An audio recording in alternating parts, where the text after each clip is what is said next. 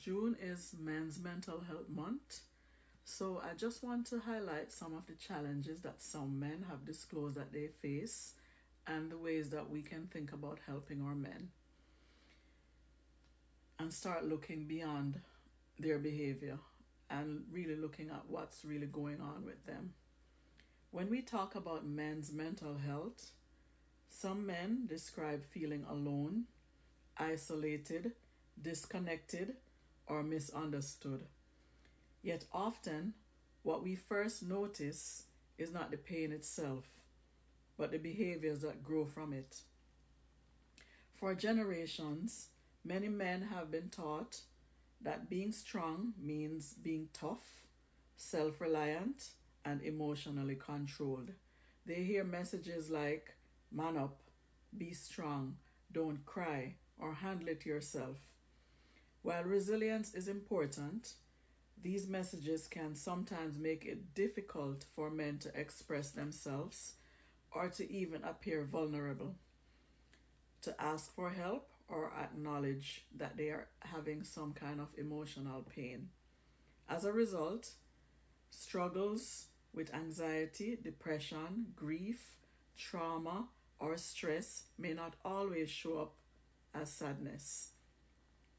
They may appear as anger, withdrawal, overworking, substance use, risk taking, irritability, or emotional distance.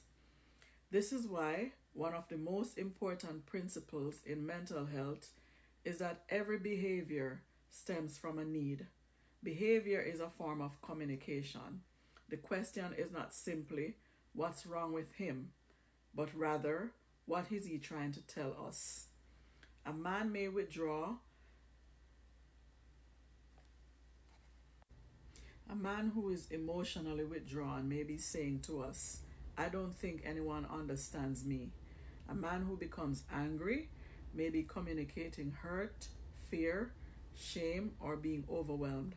A man who works constantly may be communicating that he's searching for purpose, searching for worth, or he's exercising some measure of control. The behavior is what we see. The unmet need is what we must learn to hear from what they're not saying. This model highlights three protective factors that support mental well being. The first is we care. Men need connection too. Family, friends, faith, communities, mentors, and supportive relationships remind them that they belong and that they do not have to carry life's burdens alone. The second is I matter. Men need purpose and recognition. Through work, service, relationships, exercise, hobbies, and contributing to their communities, they develop a sense of meaning and value. When their efforts are acknowledged, self worth grows. The third is I can cope. Men need confidence in their ability to manage challenges. Healthy coping strategies such as exercise, walking, music, recreation, quality sleep, spiritual practices, and meaningful activities help build resilience and emotional well being. So, how can we raise awareness and support men's mental health? We can normalize conversations about emotions and mental health. We can challenge the idea that seeking help is a weakness and instead recognize it as courage. We can encourage men to check in on one another, create safe spaces for honest conversations, and listen without judgment. We can model healthy emotional expression, recognize contributions, and build on strengths rather than focusing on problems. More importantly, we can become curious about the need behind the behavior. When men feel connected, they hear, we care. When they feel valued, they hear, I matter. When they develop healthy coping skills, they learn, I can cope.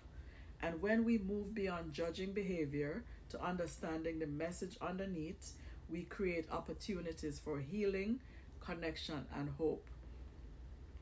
Please, men, if you need help, It's okay to not be okay. It's okay to seek help. That doesn't mean that you're weak.